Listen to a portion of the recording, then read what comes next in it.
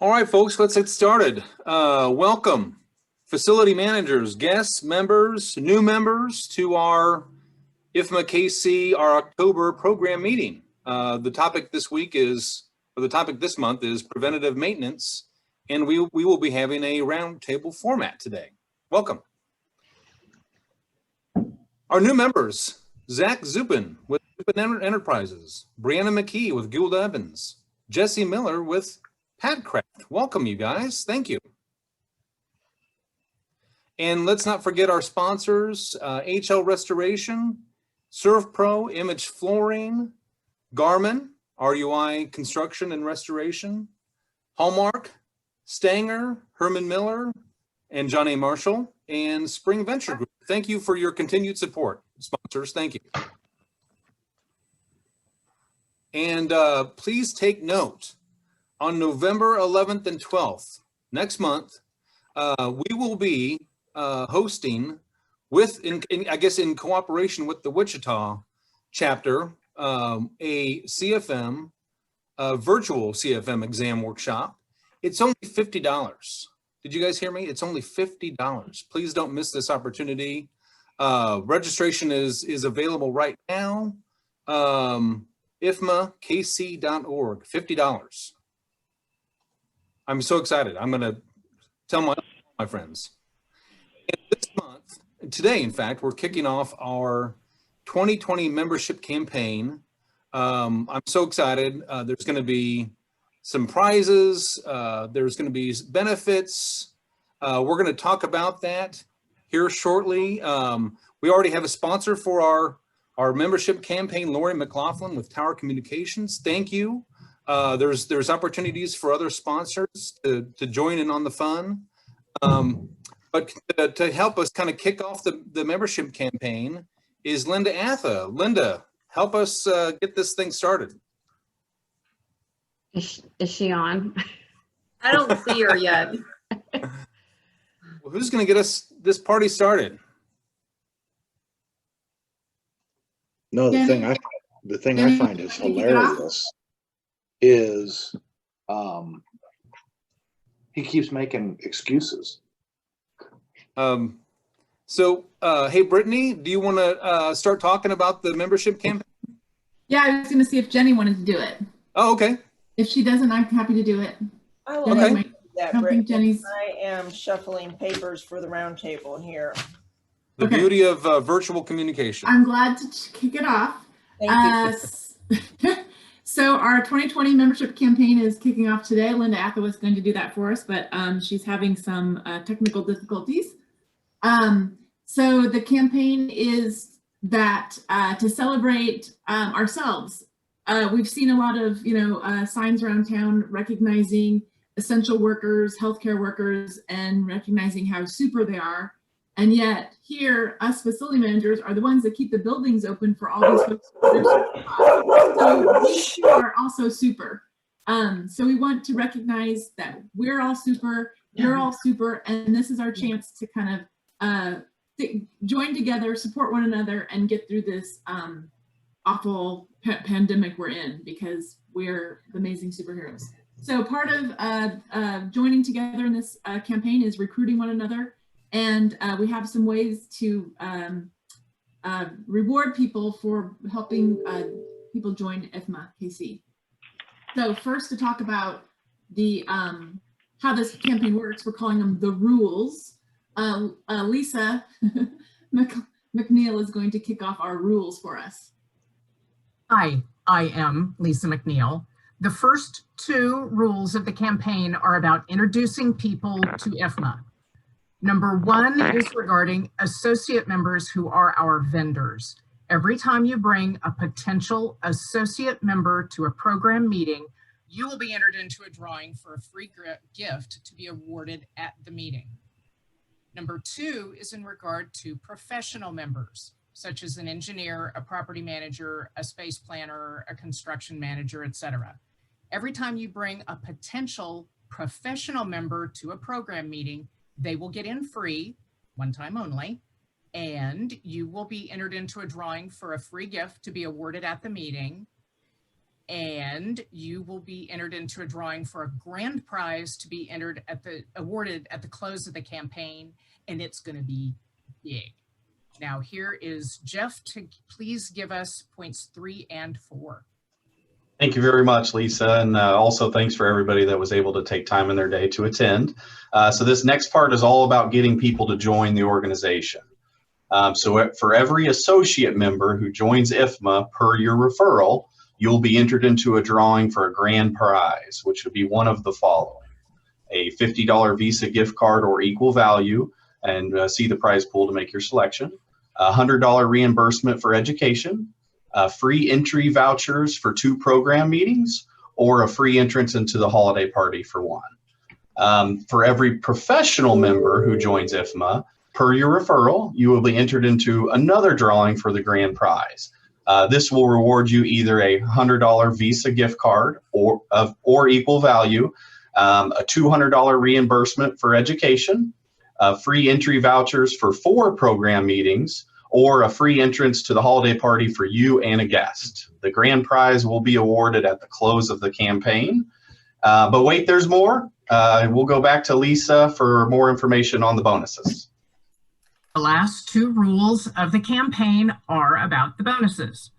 For every 3 professional members who join IFMA per your referral, you will be awarded 3 times the award list above, or a lunch meeting sponsorship, including a brochure table, a holiday party sponsorship, the golf hole sponsorship for the tournament in June, or a gift from the current prize pool. For every 5 professional members who join IFMA per your referral, you will be awarded 5 times the list above, or a bronze base member sponsorship, or a big gift from the current prize pool. That was a lot of information. There will not be a quiz. You will get all of the details in a subsequent email. The membership committee is here to help you with questions throughout the membership campaign. You can find our contact information on ifmaKC.org on the website. Give any of us a call or an email. But more about the prize pool, here's Lori. Thank you so much. I am Lori McLaughlin with Towner Communications. Thank you to Jeff and Lisa, and also thank you to our members who have generously donated to our prize pool. We couldn't do it without you. And our growing prize pool does include a selection of Visa gift cards, Amazon gift cards, Target gift cards, and such, as well as sessions to Topgolf. But that's not all. Just for being one of our recruiters, you're rewarded as well for bringing in new members, and you're rewarded and recognized with advertising and marketing on our webpage, sponsoring your name, your company name, your logo, and a bit about your company. So it's totally a win-win combination. And now back to you. Thank you, Lori. Now let's start recruiting our fellow facility managers and associates. I'm excited. I've already got a couple people in mind. Well, like I said, today's program is preventative maintenance, and to help introduce our roundtable speakers is Katie Haney. She works for Siemens currently. She's been with IFMA for about three and a half years, and she's our current board secretary. Katie Haney. Thanks, Todd, for the nice introduction. As Todd said, today we're doing a preventative maintenance roundtable. The Emerging Professionals Committee, this is one of 3 we've actually hosted in the last year and a half. A little bit of different spin this year since we're all virtual, but we wanted to bring to you guys some good preventive maintenance tips, especially during these times and in the transition to winter, coming out of summer.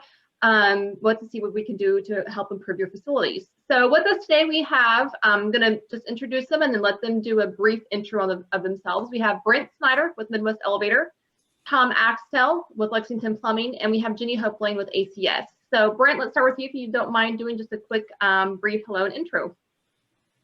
Yeah, hi, thanks for having me, guys. Brent Snyder here, Midwest Elevator. Been in the elevator industry for over 20 years now, focused primarily on service and service contract and repair. It's near and dear to my heart.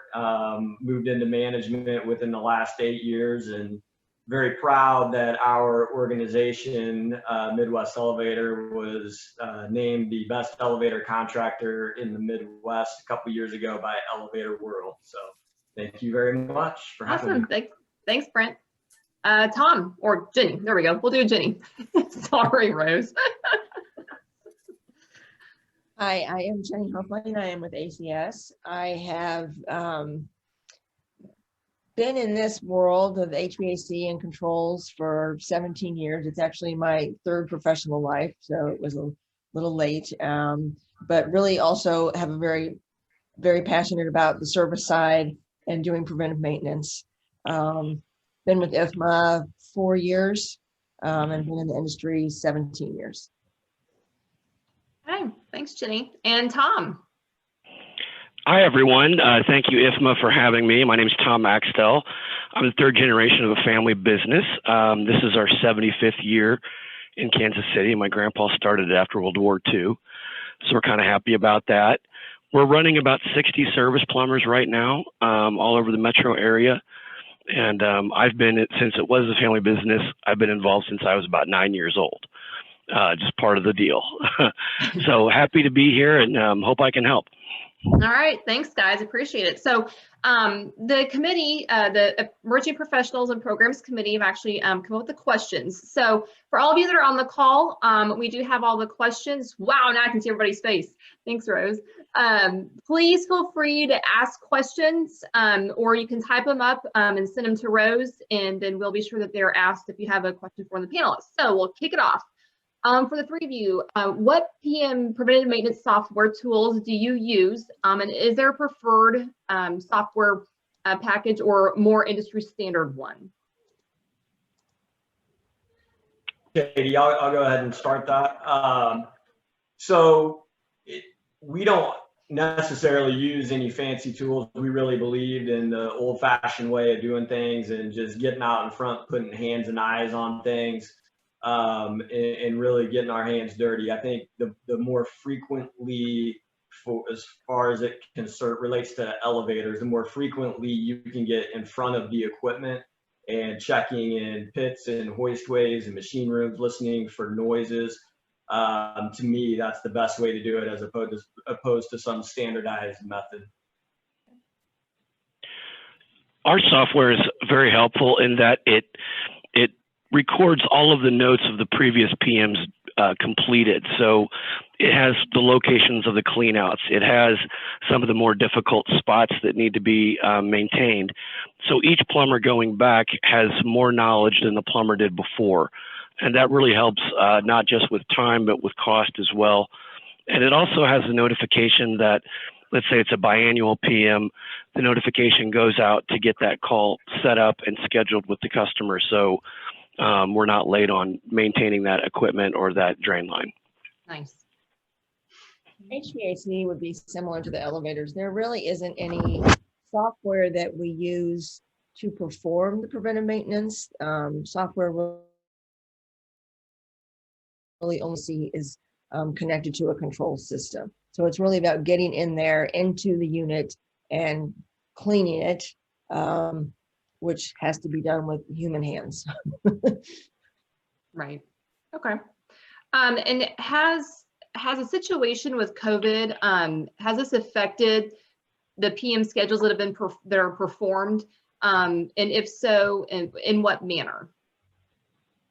So our preventive maintenance has increased tremendously and has changed with COVID because people are nervous about their air quality. And so they're wanting to make sure it's clean, but also there's been a different direction. The last 10 years, businesses, buildings have been focused on really keeping costs down, operating costs, saving energy, which means less outside air and more, using economizers and recirculating the air. Of course, there's a minimum requirement of fresh air, but just using the very minimum instead of bringing in outside air to keep it cooler. That is going a different direction because you don't want to recirculate contaminated air.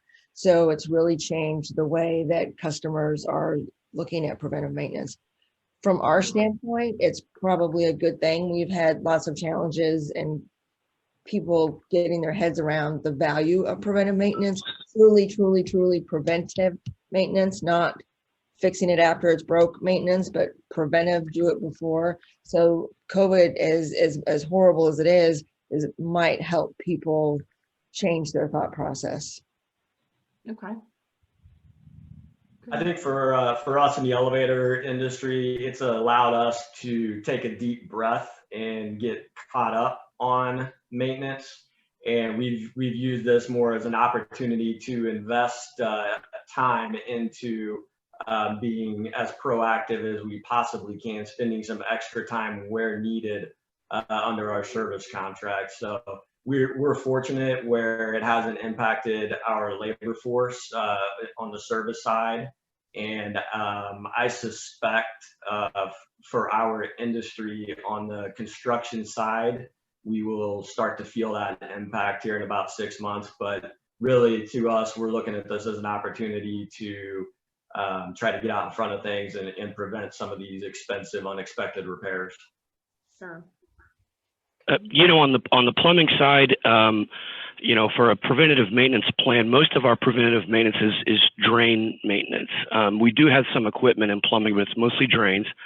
So a lot of the PM things that we had going have been canceled because they were in restaurants, hotels, entertainment. And then the other ones that we do are like vertical residential, like condos and apartments, that the vertical stacks need to be maintained. And we have slowly started to go back in there, but they largely did not want people in their building unless it was absolutely essential. Although the PMs that we do, the cost has gone down for the customer because what was an after hours PM is now during the day because the buildings are less occupied. So that has been a good savings. That's how COVID has affected us. Okay. And Todd, I know some of your PMs too are, the city is requiring those being performed. Have they been working with you on date completions? Like, is there any flexibility, or is there still a hard date for those that have cities within the Kansas City limits? Was that for me? Yeah.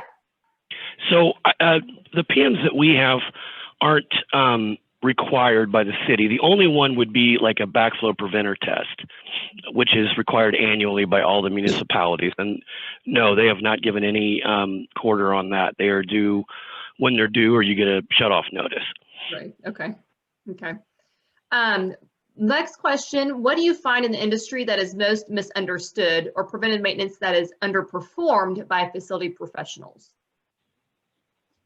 I'll take that one. The half of most plumbing contractors' business in service is straight up emergency. And to get a guy at a building immediately, day or night, is very expensive. And again, through our software, we can track if a particular building or even a particular drain or floor is continuing to give someone a problem. Like if you've been on the same drain 3 or 4 times in a year, it's time to deal with it differently. Either come in and repipe it or put it on a PM. And I think the most commonly misunderstood is if you schedule a PM for first thing in the morning, it is like a quarter or 30% of the cost of dealing with it in an emergency situation. And that doesn't include remediation from water damage or anything like that. So I would say the biggest misunderstanding is savings. Okay. On the elevator side, I think one of the biggest misconceptions in our industry, most contracts will read regular and systematic preventative maintenance, and there's really no frequency or duration defined to that unless you get that into your contract up front. So I think, a lot of facility managers get used to paying that fixed cost month after month after month, and you just assume that somebody's showing up to do the preventative maintenance. And in a lot of cases, what we find is that that is something that can easily get missed and not performed. So I really think understanding that you're getting what you're paying for would be key for elevator contracts. Sure. Okay. Jenny? Yeah, there are a few. I think the biggest one that we run into is my system is brand new and it has a warranty, so I don't need to do preventive maintenance.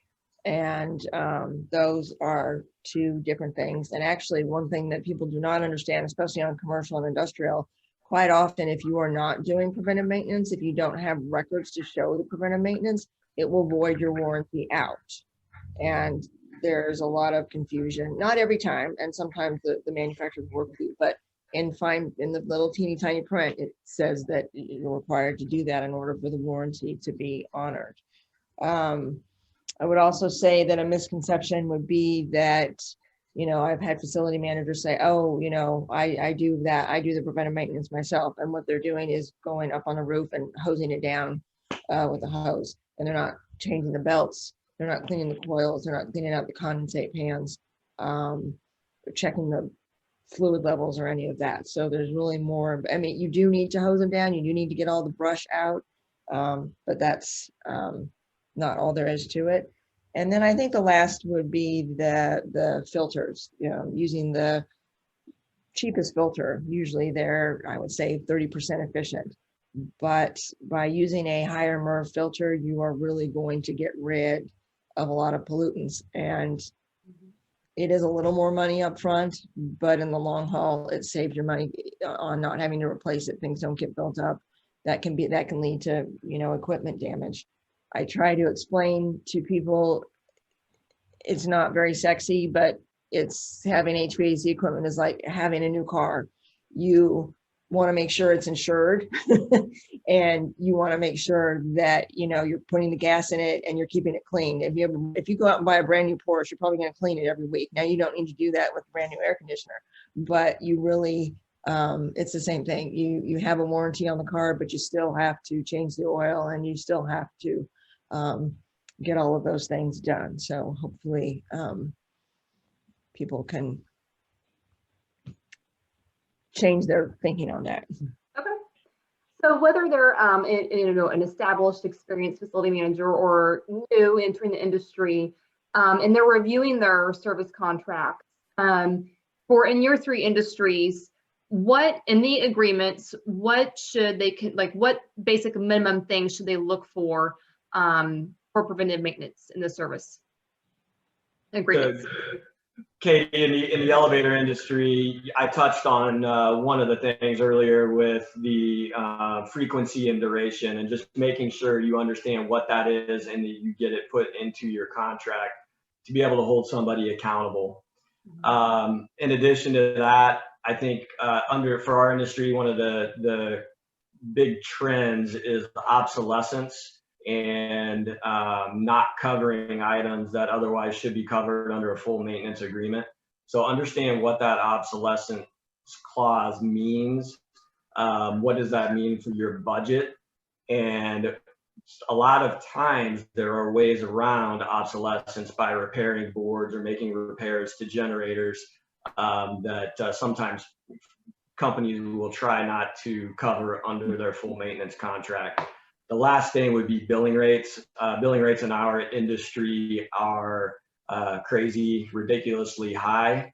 So I would definitely want to understand what those are up front for those instances where you are going to be responsible for something outside of the scope of work, and you can factor that into your decision making.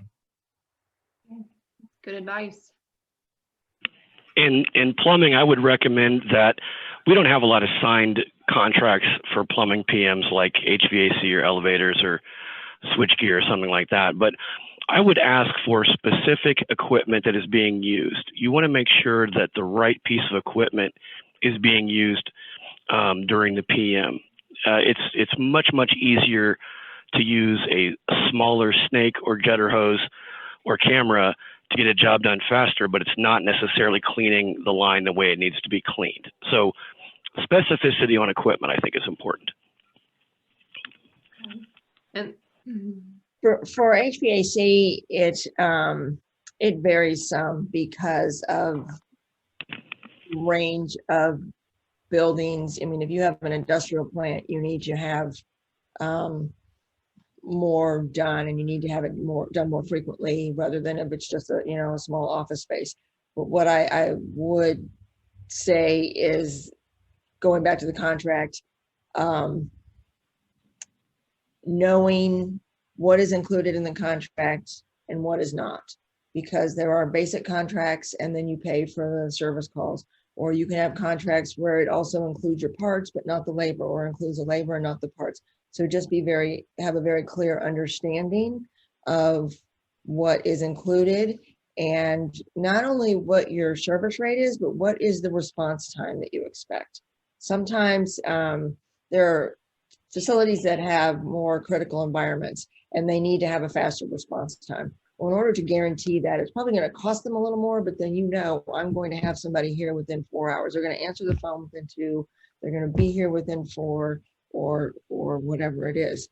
Other buildings are not as critical, and those pieces would not be put into place because it's not in the customer's best interest to pay extra if they have an office building, So does that make sense? So I would be careful to look and just have a very good understanding. I talk to so many people that do not understand their service agreement. They just don't understand it. Right. Okay. Going back, what is the biggest reason for equipment failure and in your industries? Not doing preventive maintenance. Right. Not doing preventive maintenance. I mean, really, that is a lot of it. And also, if the equipment is not sized correctly for the building. If you have a unit that is, just a little too small and it works harder than it should, it will fail sooner. And oddly enough, people don't get this a lot. If it's too big, sometimes company will put on and say, oh, I want it bigger just in case so I don't have to buy another one. It doesn't work that way. So just making sure that the equipment is sized correctly. And, that goes to another point that I will make later about, what to look for in a service agreement. There's not nearly as much equipment in plumbing, but the equipment looks like water heaters, backflow preventers, pressure reducing valves, pumps, that kind of thing. The reason it fails, I think, again, is a good point, is not having a good preventative maintenance, or even somebody just looking at it. But also water quality affects it. Poor water quality makes them die sooner. And just very, very simple things like oiling a pump that your maintenance staff could do. But again, not much less equipment on the plumbing side than on the HVAC side. And yeah, Katie, just to kind of piggyback, the preventative maintenance is absolutely the key. And for our industry, the most common failure point is in the doors, because they're opening and closing, and that really gets the most wear and tear on that. So keeping up and polishing interlocks and contacts and just keeping an eye on those things really helps service calls decline. Okay. What is the most important thing a company should look for in a preventive maintenance vendor? And what would be an indicator to be wary of from a vendor?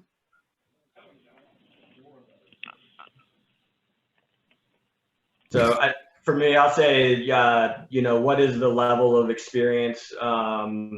There's so many different kinds of elevators and vintages of elevators.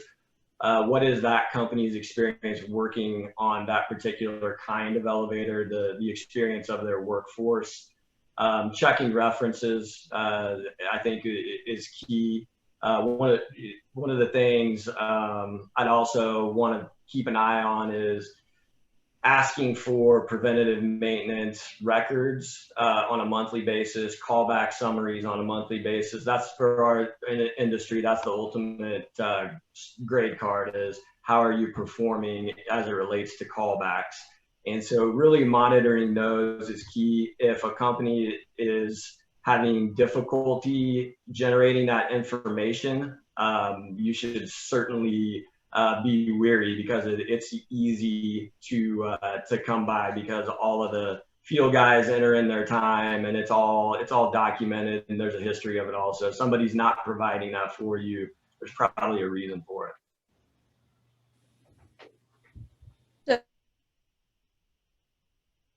Over 15 years that you should look for. And I found them based on interactions with my customers. And I would say the first thing you would want them to provide you when they're giving you a proposal for preventive maintenance is a list of all of the equipment that is included, the model number and the serial number. The model number will tell you what size it is. The serial number will tell you how old it is. There are also, you want to make sure that all of the equipment is included. There have been times when, maybe there's a new facility person and they don't know that there's a unit out back. And so that gets left off, but yet they're thinking it's covered. So just having everything listed. It's also a very good idea. It's even better. Most companies do this now, is to take a picture of each piece of equipment and include it. Not all companies do it, depending on where it is and what type of business. But it would be very important to know everything that is covered within your preventive maintenance agreement. Sometimes restaurants will have refrigeration equipment. They don't want that included, but the HVAC needs to be included. And so it's very clear what is not. After each PM visit and or repair, you should get a report that is in somewhat layman's terms. The whole reason I have my job and I've been doing this so long is because when IFMA hired me 17 years ago, their text talked techie to the customers and it went whoosh. So, you want somebody that can explain it to you, because they're bankers or they're manufacturers. They're not HVAC people. They don't care, other than they want it to work. So having someone that can show you, okay, this is what we did and we saw this problem. Do you want it fixed? This is how much it'll be to fix it. Or we did not see a problem, but we did notice you could do A, B, and C, and it would make your equipment run more efficiently. And just review all of that. And I would encourage you to keep track of those, or keep those reports. One, to the previous point, that you want to see if there's a continuous problem over and over. And also you might want to keep it with your utility bills, because usually when an HVAC person is talking to you, they're going to ask you, what are you paying for your utilities? And if you can kind of take a look at any repairs. Also in respect to the experience with HVAC, you want to find out what kind of experience they have. So if you have a construction HVAC guy, a guy who installs big equipment, they may not necessarily be as skilled at doing service. And that will make a big difference, because it will take them longer to do it, and it will cost you more because it takes them longer to do it. Some people are specified, specially trained to work on chillers. Some people are specially trained to work chillers for a minute for like MRI machines. So you want to make sure that they, understand your equipment. I would say that is very important. I also think it's a very good idea at the end of each year, or maybe twice a year, depending on how the business is run, to sit down with your facility manager, and ideally whoever pays the bills, whoever makes the budget, go over your service records to look at how much money you've spent on service calls. And it will help you plan your repairs for the following year. And it's very helpful for the CFO, CEO, whoever does that budget, to be involved with that, because quite often what their goals are different than what the facility guy. That's why everybody is on the same page, and you can see if there is something that needs to be done. Maybe it's a bigger problem that is just showing up in this regular service call and you don't know it. If you have a turnover in service people and they don't know it, if you're not looking at the service reports, and they can also help plan your preventive maintenance. Maybe you need to increase your filter changes, or maybe you need to increase the number of cleaning. So it's really, you're going to be better off if you have a company that's going to sit down and kind of just walk you through it.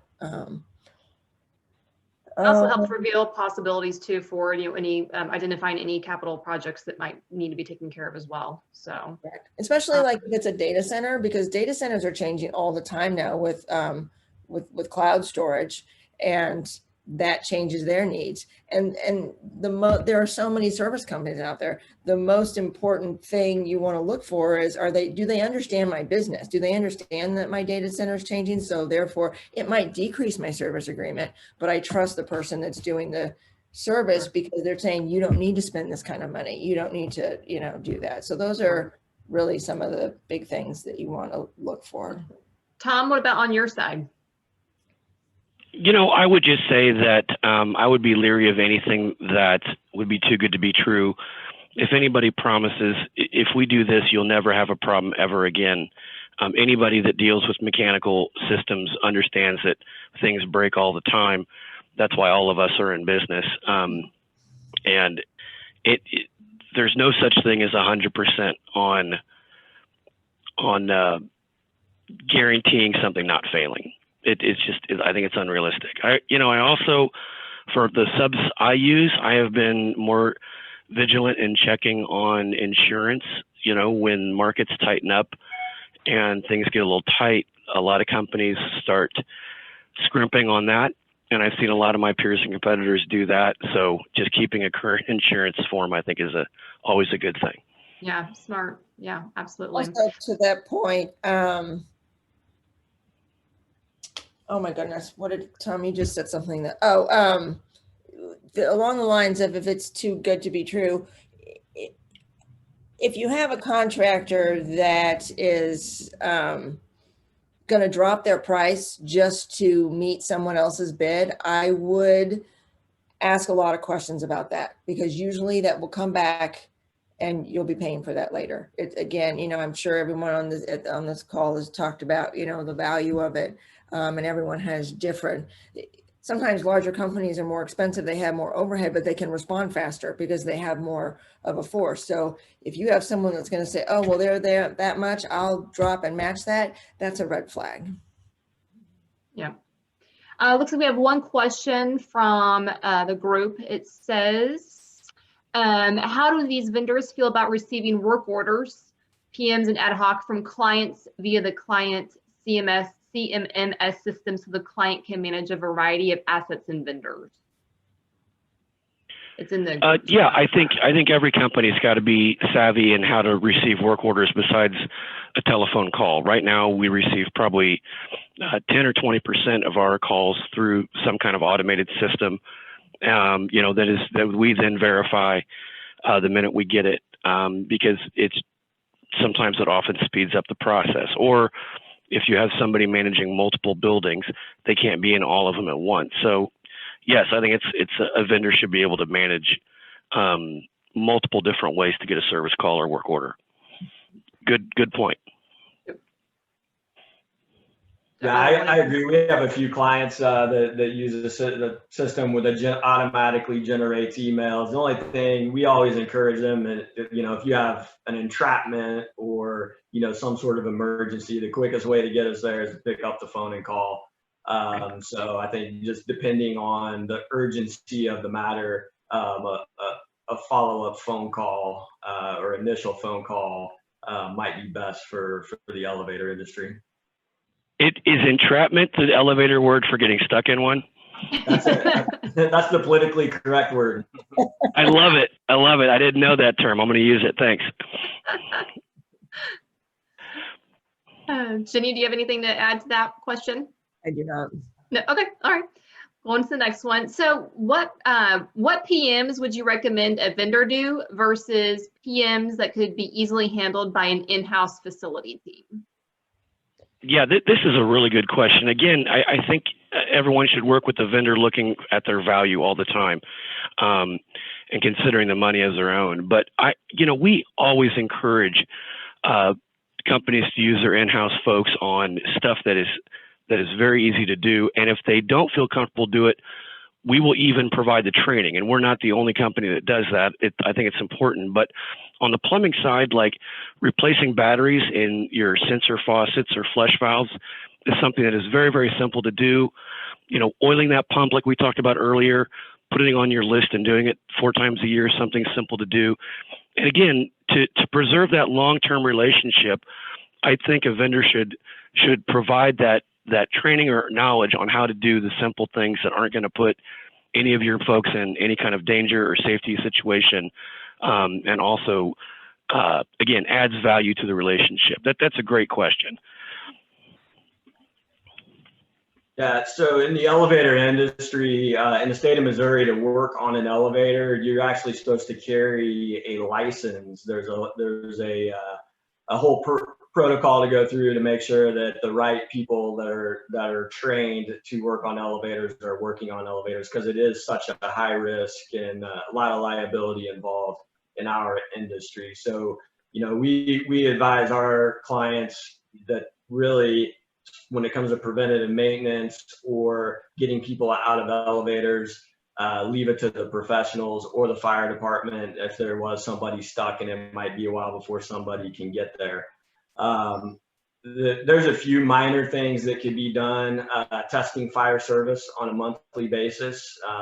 That's sort of a preventative maintenance task. Checking phones is a big one. A lot of people cancel phone lines and they don't know they're canceling a phone line to the elevator, which creates a huge liability. So testing those on a monthly basis is always good practice.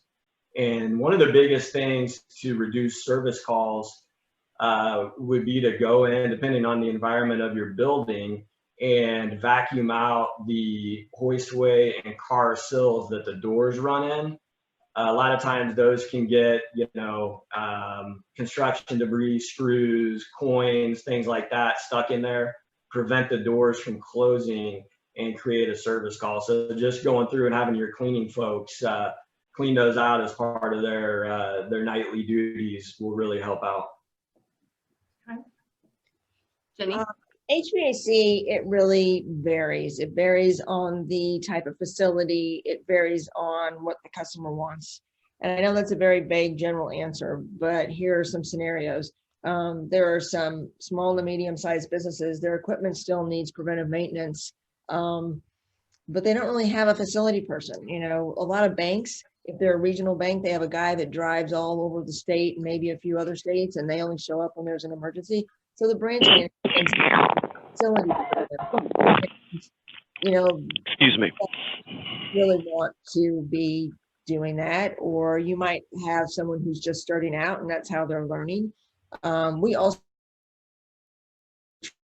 train things you want to do on your own at your building. Believe it or not, you can put the filter in the wrong way and that will mess up your unit.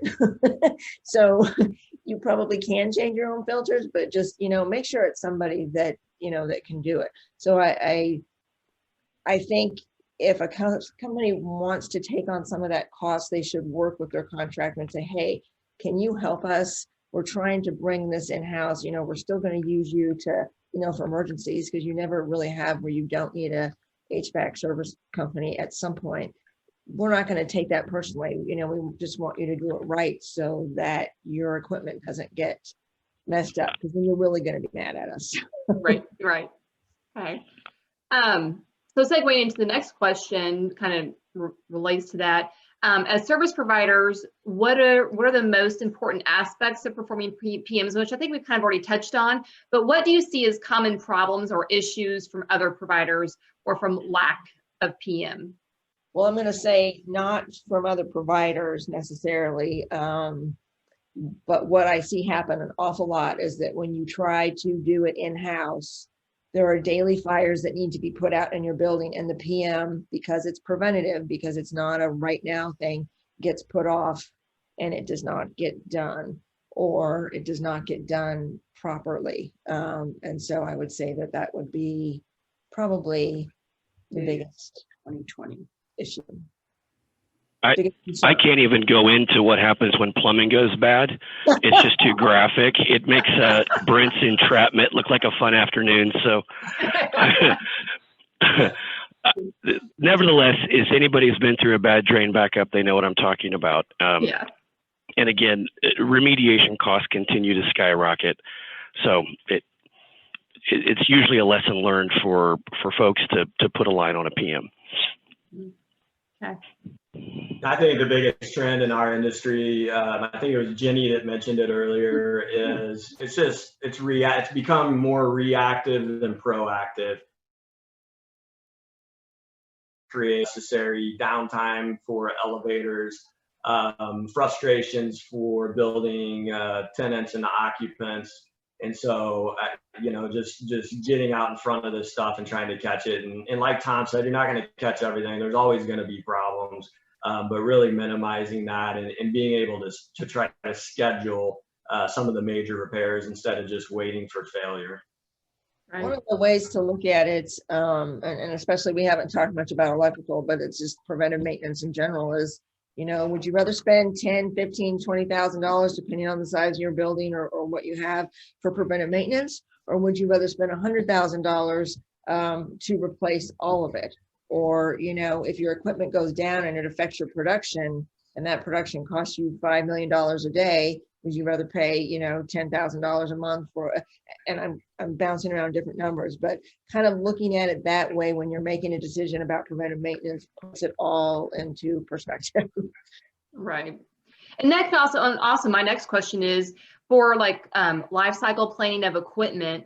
Do you have any tips like if there's a new facility manager, property manager that they acquire a new portfolio, they're not sure, they don't have any documents for anything about the equipment, whether it's probably more applicable maybe to elevators and HVAC but any tips on how they can start the life cycle planning for what they have on their property or in their facility? I think the biggest key there is find somebody that you can trust that's an expert in that industry. And because there is a potential conflict of interest there of somebody who's a sales rep and wanting to sell you something versus a potential reality of what that life cycle is, especially if properly maintained. So just finding that person you can lean on that'll shoot you straight and really do the research to let you know where things stand with your equipment. Okay. It's very helpful. I think that's an excellent point. If I could just add on to that comment, the mutual trust is so important, especially with these long-term, 1, 2, 3 year PM contracts. I think it's just vital. So good point, Brent. Thanks. Specifically for HVAC, that's why I mentioned earlier to have the reports and try to keep the reports in a place where you have easy access to them for that very reason, because then you have something to go back to and you bring in, a lot of times the new facility person will bring in possibly bring in a new service contractor. That happens sometimes. But if you don't have anything, I would hire a service contractor, not a construction or a general contractor, but a service contractor to go in and just do a very thorough analysis of your building that is going to cost more than preventative maintenance, but it will provide a report of the status of your unit, and then you can build your preventive maintenance plan based on that. One thing you could also do is if you don't have the information somewhere in a building, somebody paid a bill to someone, and you can kind of backtrack, who did we pay? Why did we pay them? What was involved? And the more information you can give your service tech that comes out, the more they can help you. The service guys that come out, they just like to work on buildings. They're not trying to make any money off of you. They just like to get their hands in gears and do stuff. So they're really gonna, be straight shooters. Some might know more than others, but I don't think to Ken's point, you do need to be careful that someone's not just going to be like, oh yeah, this is a mess and you need to, get a brand new unit. That's, a good HVAC unit, if it's preventive maintenance has been done, will last you 25 to 30 years. If it's not being done, it's probably 10 to 15. So there's a lot of things that you can do. I don't know if that's helpful. Okay. Last question, and again, I'm going to reiterate, feel free to type in any questions, or after those last questions asked, please come off mute. Tom, Tom and Brent and Jenny, any questions you might have. So last question, how important, and we've kind of touched base a little bit already, but how important is communication with the facility team? What is the best form of communication to ensure they understand what work was performed or what needs to be performed? I'll take that. I think that's an excellent question. Having that on-site person understanding what exactly your vendor is doing and how they access the system, all the weird access panels and little places in the boiler room is so important. And again, the value of having that person know that. And I think it's an important point to make that the facility management person is at a high median age, a lot like a lot of the tradespeople are. And the next generation, getting them on board and seeing it is so vitally important for both of our industries. But a lot of times when somebody retires, there's not somebody there to take up the slack or jump right in or learn the ropes or however you want to say it. So I think it's important that your vendor be able to take, let's say, new maintenance or facilities person and walk them through the building and show them what exactly is going on. I think continuing that knowledge and relationship, piecing it together, maybe not from facilities guy to facilities guy, but if a vendor can jump in and help, I think that's a service that that they should provide. I think that I 100% agree with that. And I would also add, and I spoke to this earlier, that's why other executives, at least on the peripheral of what is going on with your building. So say somebody gets mad and walks off or wins the lottery and doesn't come back or whatever the case might be. You're not left hanging with HVAC, elevators, or plumbing, which are all pretty critical parts of your operation on a day-to-day basis. So the communication is going to depend on how they want to communicate. Do they want emails? Do they want phone calls? Do they want you to drop in every week? Do they not want you to drop in at all? They'll just call you. Just kind of setting that up front, but knowing their building, knowing where they are in the decision-making process, so that you can help them get what it is that they want to get the building operating better. This is a very common complaint I hear as I go around and meet with clients is a lack of communication. In our industry, so much of the work is done behind the scenes. We're in a hoistway. Nobody really, it's not as visible as some other industries are. So developing that line of communication and the expectation, as Jenny mentioned, being flexible, whether it's a phone call to give you a heads up, a text, a logbook. And I encourage our clients to let me know, let the technician know, hey, I noticed the third floor hall push button wasn't lighting up while you're here. Can you take a look at that? It really helps everybody out if there is that line of communication. Somebody knows you're there. Hey, I heard a weird noise. Can you take a look while you're doing your maintenance? And it can potentially help save our company money by finding out about something like that may be an intermittent issue not going on while we're in the building. And one experience I had a couple years ago with a customer, and this again is just knowing the building, and this is going to come out bad because I'm not trying to do like a toot your horn, but they have a security thing when you're going out of the parking lot where it beeps so that people walking across can hear you. Well, I was leaving one day and noticed that it didn't beep. And so I called them back and I said, hey, I just wanted you to know your thing out here by your gate didn't beep. And I'm like, oh, okay, thanks. Well, it turns out it was broken. And instead of having to make a service call and find out the hard way that it didn't work or someone got hit or something other happened, it just kind of makes you part of the team and helps solidify that relationship when you understand their business well enough to know what should be on and what shouldn't be on. We do have one question from Zach Beal. He said, for intermittent issues, what is the best way for us to communicate these? Of course, always like when you take your car in, it seems like there's things always working as soon as the technician shows up. So document. So write down when it happens. start taking track of how often it happens. If it's something you can take a picture of, take a picture of it. You can even take a picture of it and email it so that we can kind of look at it, maybe even do it over the phone and avoid a service call altogether. But if there's those intermittent things, and it is so true. I just bought a car and had that happen. The light came on like the Sunday after I bought it, and then it would go off. But just documenting how frequently and what it does, and is it getting worse? Brent, Yeah, Tom, you have anything?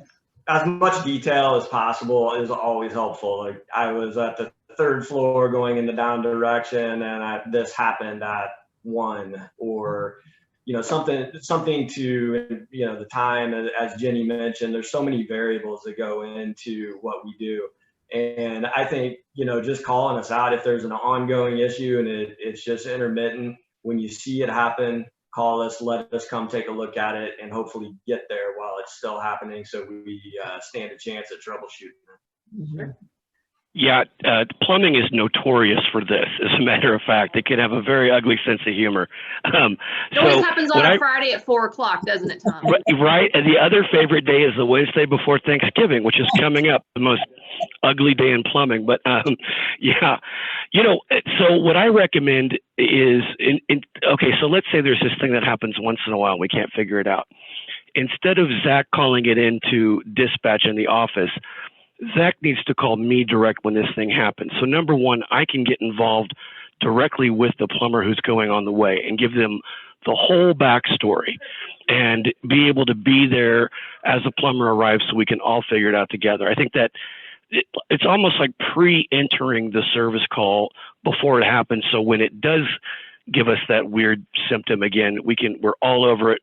We know what's going on, and we can get it solved. That seems to work out really well. Yeah, great advice. Great advice. Right. Well, Tom, Jenny, Brent, thank you so much for being here today. This has been amazing, great information. And I believe that we have a lot of takeaway from today's roundtable. So thank you guys very much for being here today. I just want to say, and I probably speak for all 3 of us, every building is different and every scenario is different. So please feel free to reach out to us if there was something specific that you want to know more about your own building. I'm sure Tom and Brent are also, that's what we're here for, but it's just too hard to generalize. So we're happy to help, just general questions if you have any from this. Yes, thank you guys, appreciate it. Well, thank you, Katie, and thank you, IFMA. Appreciate you guys including us. Thanks, Tom. Thank you. You're welcome. All right, well, I'm going to, Todd, if you don't mind, I was going to introduce Ash to make a quick and brief intro about, you read my mind, about our holiday event we have coming up. So Ash, the floor is all yours. If I unmute myself. Hi, everybody. I'm Ash with HL Restoration. I'm sure you've seen my name all over IFMA this year, as I have enjoyed all of the work that I've done with all of you. So that Katie's correct. November 17th, we will be hosting a hybrid event. So we will open this up for the first 50 people that RSVP get to come in person. Everybody else will join a Zoom link. We are still securing the location, but I do have some place in mind for that, very specifically, that one of our members is working on for us. Also, there's going to be exclusive sponsorship opportunities. So if you would like to be a part of sponsoring this holiday event, as you can see, we have secured a comedian, Agent Gomez from Breaking Bad. If you are familiar with this show, he will be doing a very interactive comedy skit for all of us, roasting a couple of the board members in all good fun, of course, and then taking about 15 to 20 minutes of Q&A after. So please be checking your emails. Please RSVP. I know right now the time states over the lunch hour, but this is actually going to be a happy hour event starting at 4 o'clock somewhere downtown. So be looking for that information. I hope you are all able to join us, and it's going to be a lot of fun. I know I broke bad around April, so I don't know where all of you guys are and where you broke, but that's where I'm at. So I hope you can join us. We look forward to seeing you, and thank you all for joining us today. That's all I have, folks. Thanks, Ash. Todd, I'll turn it back over to you. Yeah, thank you, Ashley. I can't wait for the our holiday event. Yeah, be checking those emails. Thanks again to Katie, Brent, Jenny, and Tom. And don't forget, folks, guests, please consider joining ifmaKC. Members, find a friend. Our membership